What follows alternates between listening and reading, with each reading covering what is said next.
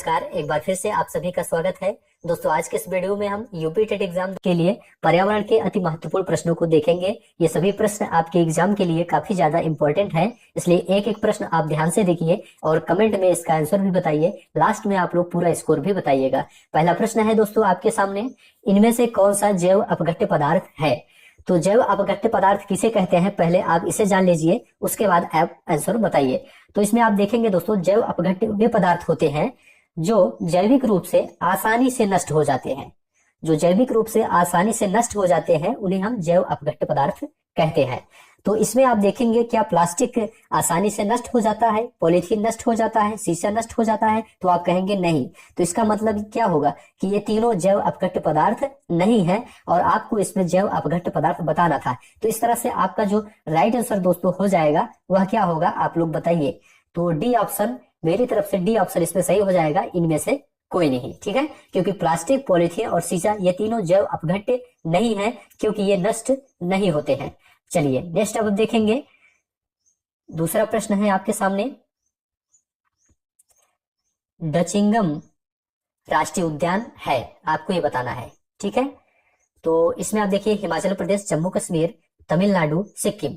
तो देखिए दोस्तों, जो डचिंगम राष्ट्रीय उद्यान है ये आपका जम्मू कश्मीर के श्रीनगर जिले में स्थित है। अगर इसकी स्थापना की बात करें दोस्तों, तो इसकी स्थापना 1981 में की गई थी। तो इस तरह से आपका आंसर इसमें दूसरा हो जाएगा, जम्मू और कश्मीर। नेक्स्ट प्रश्न है आपके सामने, चिपको आंदोलन के प्रणेता हैं।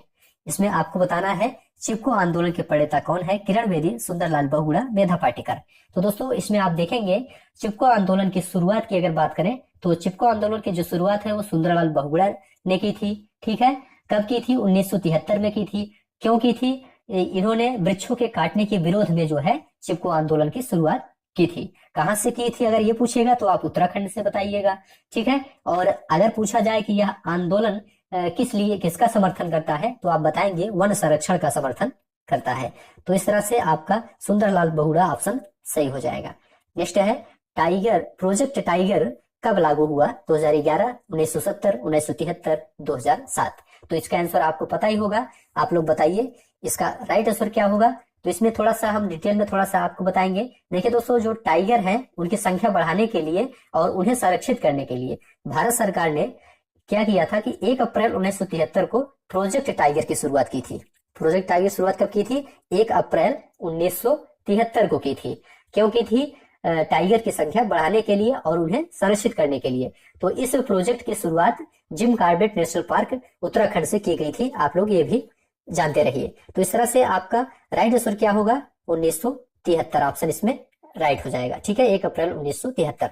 नेक्स्ट है, समुद्र का कितना प्रतिशत जल पीने योग्य है, आपको बताना है। तो दोस्तों इसमें आप लोग देखिए, इसमें जो आपका राइट आंसर है वह है 0.65% ही जल पीने योग्य है। क्यों है? क्योंकि जल की जो अधिकांश मात्रा है समुद्र के क्षारकता के कारण वह पीने योग्य नहीं है। तो नेक्स्ट ऑप्शन अब देखते हैं, नेक्स्ट प्रश्न अब देखते हैं। इसमें आप लोग क्या लगाएंगे? 0.65% लगाएंगे। नेक्स्ट है, BOD 5 क्या है, मतलब बोर्ड 5 क्या है, आपको ये बताना है। तो सबसे पहले इसका फुल फॉर्म आप देख लीजिए। BOD का फुल फॉर्म क्या होता है? B से आपका क्या हो जाएगा? B से हो जाएगा बायोकेमिकल, O से ऑक्सीजन, D से डिमांड। इसका पूरा फुल फॉर्म होता है biochemical oxygen demand in 5 days. तो इसमें आपका राइट आंसर क्या होगा? B ऑप्शन इसमें आपका सही हो जाएगा। ठीक है, तो इसमें ये क्या होता है दोस्तों, इसमें जो है जल और वायु में ऑक्सीजन की मात्रा को मापा जाता है इसके द्वारा। ठीक है, तो चलिए नेक्स्ट प्रश्न हम देखते हैं। नेक्स्ट प्रश्न है, हरित गृह प्रभाव के द्वारा पृथ्वी पर कौन सा रेडिएशन होता है, आपको ये बताना है। UV radiation, gamma radiation, X किरण रेडिएशन या इंफ्रारेड रेडिएशन।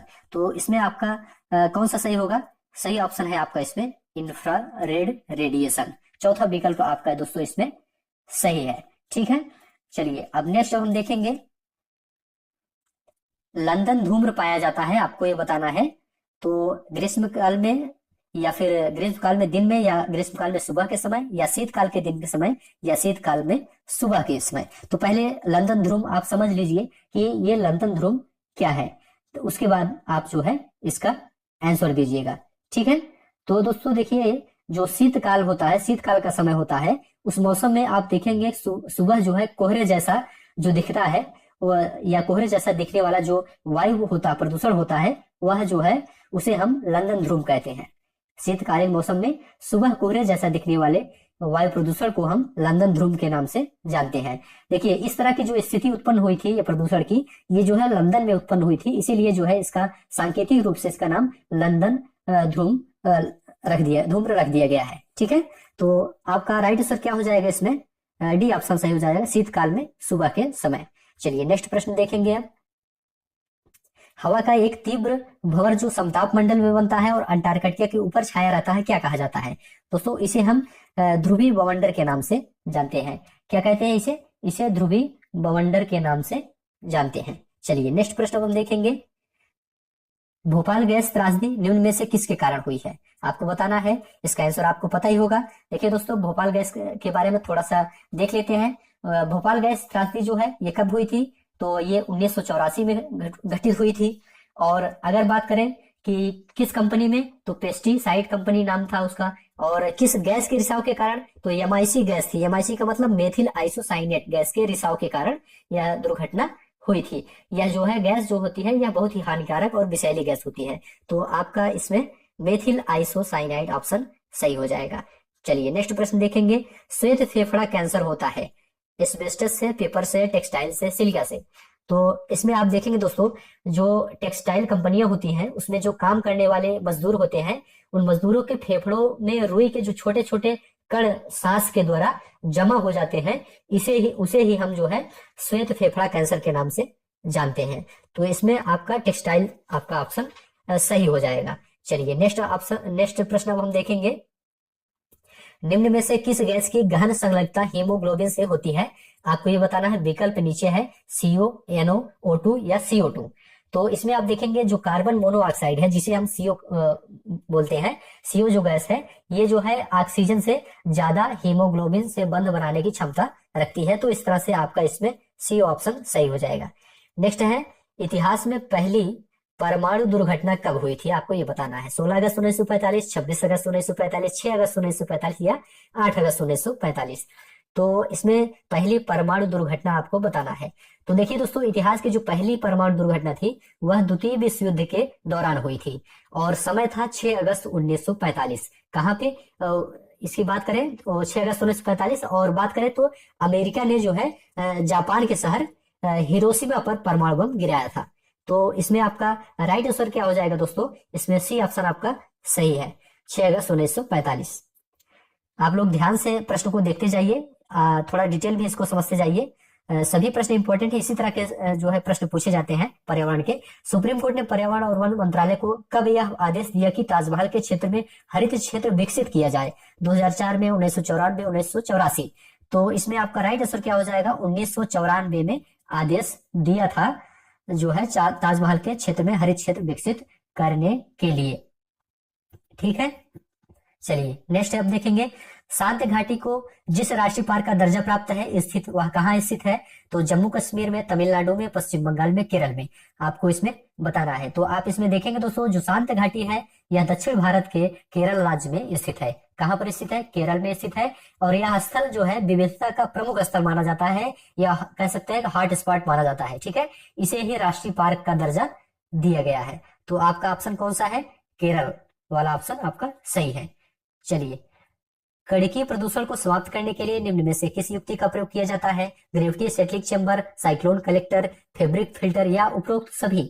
तो दोस्तों देखिए कड़की जो प्रदूषण होता है इसे समाप्त करने के लिए आपका ग्रेविटी स्टेलिंग चेंबर और साइक्लो कलेक्टर और फैब्रिक फिल्टर स्क्रैबर आदि मशीनों मतलब सभी का इसमें प्रयोग किया जाता है, तीनों का। नेक्स्ट है, ध्वनि प्रदूषण नियंत्रण एवं रोकथाम नियम 2001 निर्देशित करता है पटाखों के कारण ध्वनि प्रदूषण, लाउडस्पीकर के कारण ध्वनि प्रदूषण, किसी सभा में तीव्र ध्वनि के स्पीकर प्रयोग, या बी और सी दोनों? तो दोस्तों देखिए इसमें ध्वनि प्रदूषण नियंत्रण एवं रोकथाम 2001 के तहत तीव्र गति से लाउड स्पीकरों को बजाना तथा जनसभाओं को तीव्र गति से संचालित करने वाले लाउड स्पीकर पर रोक लगा दी गई है। तो आपका इसमें आंसर मिल गया है, बी और सी इसमें आपका दोनों सही है। नेक्स्ट है, पौधे और जंतु की संकटग्रस्त प्रजातियों को प्रदर्शित करने के लिए IUCN ने निम्न पुस्तक तैयार की है, आपको उसका नाम बताना है। ये प्रश्न कई बार पूछा गया है और इसी तरह के प्रश्न आपसे पूछा जाता है। Sweat data book, red data book, led data book. तो आपको इसमें राइट ऑप्शन बताना है कि, और ऑप्शन आपका इसमें क्या है। तो देखिए दोस्तों, पौधों और जंतुओं की जो संकटग्रस्त प्रजातियां होती हैं उनको प्रदर्शित करने के लिए कौन प्रदर्शित करता है? IUCN करता है। इसका फुल फॉर्म की बात करें तो इसका फुल फॉर्म होता है international union for conservation of nature. यह क्या करता है? यह रेड डाटा बुक का प्रकाशन करता है। किसका प्रकाशन करता है? रेड डाटा बुक का प्रकाशन करता है। रेड डाटा बुक जो है इसका जो शुरुआत हुआ था ये 1964 में किया गया था। तो इसमें आपका रेड डाटा बुक ऑप्शन सही हो जाएगा, बी ऑप्शन इसमें राइट है। ठीक है, चलिए अब नेक्स्ट प्रश्न हम देखेंगे। बिश्नोई संप्रदाय स्थापित किया गया था? BR अम्बेडकर, भजनलाल, गुरु जम्बेश्वर या जोधपुर के राजा? तो इसमें आप देखेंगे दोस्तों, बिश्नोई संप्रदाय की स्थापना गुरु जम्बेश्वर द्वारा की गई थी। कब की गई थी? 15वीं शताब्दी में की गई थी। और कहाँ की गई थी? ये राजस्थान में की गई थी। और इन्हें जो है गुरु जम्बो जी के नाम से भी जाना जाता है। तो सी ऑप्शन आपका इसमें राइट है, गुरु जम्बेश्वर। चलिए नेक्स्ट प्रश्न है, निम्न में से किस गैस के कारण पत्तियों का सिकुड़ना, पत्तियों का गिरना तथा आकार में छोटे होना पौधे में पाया जाता है? उस गैस का नाम आपको बताना है। तो इसमें आप देखेंगे दोस्तों, पर्यावरण में जो कार्बन मोनोऑक्साइड गैस होती है, इसकी मात्रा बढ़ जाने पर ही पौधे के जो श्वसन क्रिया होती है उस पर बहुत ही बुरा प्रभाव पड़ता है। परिणाम इसका यह होता है दोस्तों कि पौधे की जो पत्तियां होती हैं वह सिकुड़ कर गिरने लगती हैं और इसमें पौधों का जो विकास होता है वो पूरी तरह से बाधित हो जाता है। तो इस तरह से आपका बी ऑप्शन इसमें राइट है। पानी में पाए जाने वाले रेडियो सक्रिय पदार्थ का अंश कारण बनता है, आपको बताना है। कैंसर, आंखों से पानी का गिरना, DNA विखंडन या उपरोक्त सभी। तो इसमें आप देखेंगे दोस्तों, जो रेडियो सक्रिय युक्त जल होता है उसको अगर आप पीते हैं तो उससे मानव शरीर के कई प्रकार के रोगों से ग्रसित होने की संभावना बढ़ जाती है। आप जो है संक्रमित हो सकते हैं, जैसे कि कैंसर, आंखों से पानी गिरना, ब्रेन ट्यूमर, DNA विखंडन, आनुवंशिक लक्षणों में इन सब में जो है परिवर्तन देखने को मिल जाता है। तो आपका इसमें राइट आंसर क्या हो जाएगा? उपरोक्त सभी ऑप्शन इसमें राइट हो जाएगा। महासागरों में जल स्तर वृद्धि का कारण आपको बताना है कि किस कारण से महासागरों में जल की वृद्धि हो रही है। ध्रुवीय प्रदेश में बर्फ का पिघलना, अत्यधिक वर्षा, अम्ल वर्षा या फिर उपरोक्त में से कोई नहीं। तो इसमें आपका सही ऑप्शन क्या होगा, आप बताइए।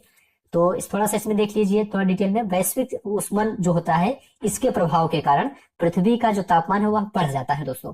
और इसके कारण जो है तापमान के बढ़ने से जो है पहाड़ों और ध्रुवीय प्रदेशों में जो बर्फ होते हैं वह पिघलने लगते हैं। और जब ये पिघलने लगते हैं तो जो है जो पिघले हुए बर्फ होते हैं या इसका जो जल होता है यह जो है महासागरों में जाके मिल जाता है। इसी कारण जो है महासागरों का जल स्तर जो होता है वह बढ़ जाता है। तो ध्रुवीय प्रदेश में बर्फ का पिघलना आपका इसमें सही हो जाएगा। ग्रीन हाउस प्रभाव सर्वप्रथम पहचाना गया था, आपको ये इसमें बताना है। तो इसमें आप देखेंगे जेन बैप्टिस्टे फ्यूरियर द्वारा ग्रीन हाउस प्रभाव को सबसे पहले पहचाना गया था। तो बी ऑप्शन आपका इसमें राइट हो जाएगा दोस्तों। चलिए, इनमें से कौन सा वैश्विक तापन के लिए जिम्मेदार है? क्लोरोफ्लोरोकार्बन, मीथेन, कार्बन डाइऑक्साइड या ये सभी?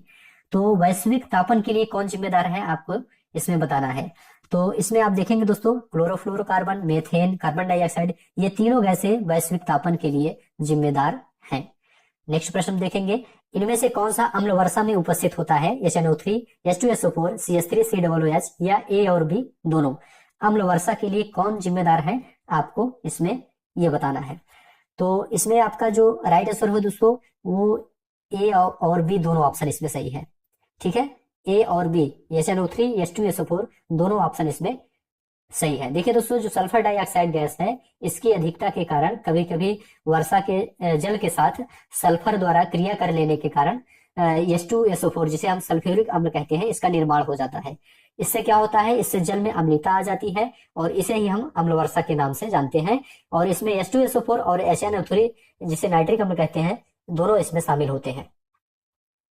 नेक्स्ट है, निम्न में से किस स्तर से नीचे जाने पर ओजोन परत में छिद्र की संज्ञा दी जाती है? तो इसमें आपका क्या हो जाएगा, 200 DU। DU का मतलब क्या होता है आप लोग इसमें देखिए, DU का मतलब होता है कि डॉप्सन यूनिट। ठीक है, डॉप्सन यूनिट होता है।